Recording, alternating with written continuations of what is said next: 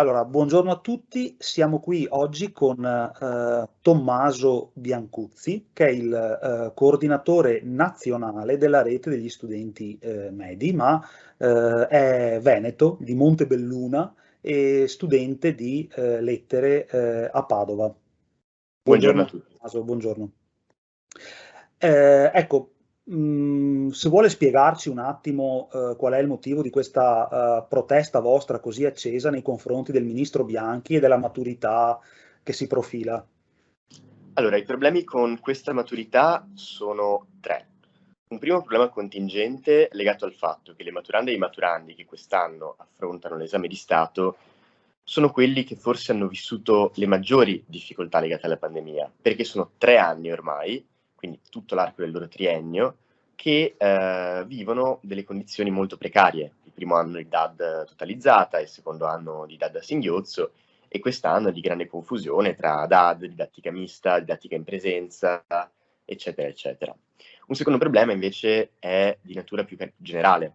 Noi questo tipo di impostazione dell'esame di Stato la contestiamo da sempre, nel senso che si tratta di un esame in cui noi non crediamo, un esame che premia spesso il nozionismo acritico, la capacità di memorizzazione di informazioni senza saperle collegare in maniera adeguata, quando noi invece siamo convinti che l'esame di Stato, se deve esserci, debba essere il momento in cui vengono alla luce le capacità critiche di collegamento anche con il mondo al di fuori della scuola di cui uno studente è capace.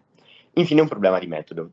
Studentesse e studenti non sono stati minimamente ascoltati per quanto riguarda la definizione di questo esame di maturità, nonostante il ministro Bianchi abbia promesso per mesi che si sarebbe aperto un tavolo di confronto con le organizzazioni studentesche rispetto all'esame di Stato. Noi non accettiamo che si possa fare la scuola senza parlarne con gli studenti. Ma lei non pensa che escludere la prova scritta, come dire, possa rappresentare un gap anche per voi? Cioè, nel senso, prima o poi viene il momento in cui bisogna confrontarsi con un testo da scrivere, anche nella vita professionale, insomma. Cioè, non pensa che che questa vostra battaglia contro lo scritto ehm, cioè possa farvi più male che bene in termini di futuro anche, di professione futura. Attenzione però che la nostra proposta, alternativa a questo esame di Stato, è una proposta che vede la presentazione di un elaborato scritto di natura interdisciplinare e che riesca appunto ad andare anche oltre alle mura scolastiche, ai programmi scolastici, a far calare allo studente quello che studia nel suo vissuto quotidiano, da presentare poi oralmente. La nostra principale opposizione in questo momento è alla seconda prova, che non in tutti gli istituti è una prova scritta in realtà. Nei licei, certo, si tratta di una prova scritta, però già per esempio al liceo artistico non è una prova scritta. Negli istituti di indirizzo tecnico, invece, è una prova, negli istituti tecnici di qualsiasi indirizzo, è una prova invece pratica. Quindi non si tratta di un'opposizione alla prova scritta, in quanto la forma scritta non ci piace. Si tratta di un'opposizione a questo tipo di prova in generale e a questo tipo di prova in questo specifico momento di grande difficoltà didattica e psicologica per le studentesse e gli studenti. E provo a fare l'avvocato del diavolo. A chi contesta e dice che la tesina è troppo facile come forma per fare l'esame di maturità, lei cosa risponde?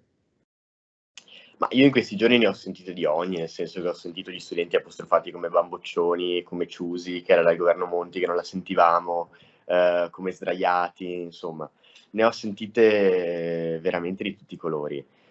La tesina non è più facile, anzi, se vogliamo, è anche più complicata di una prova come quelle che sono state prospettate quest'anno.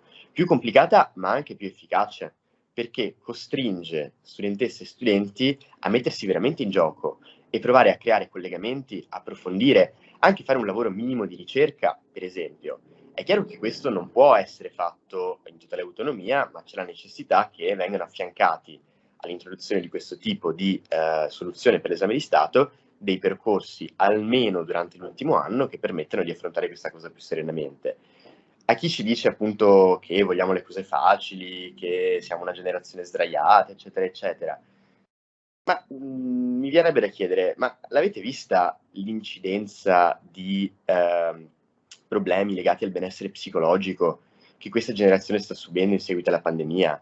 Ansia, stress, disturbi alimentari, depressione. Cioè, io ci andrei cauto con le parole quando si affrontano temi così complicati.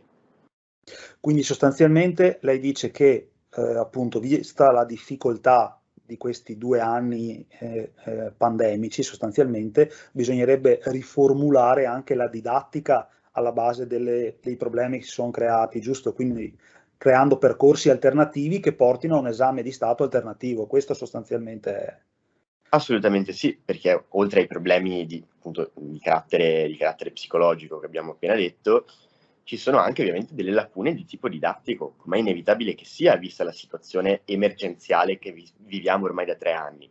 E chi pensa di poter dire che il Covid non c'è più, che tutto è tornato alla normalità, che va tutto bene, dovrebbe farsi un giro nelle nostre aule, cosa che forse il ministro non fa da mai, in realtà.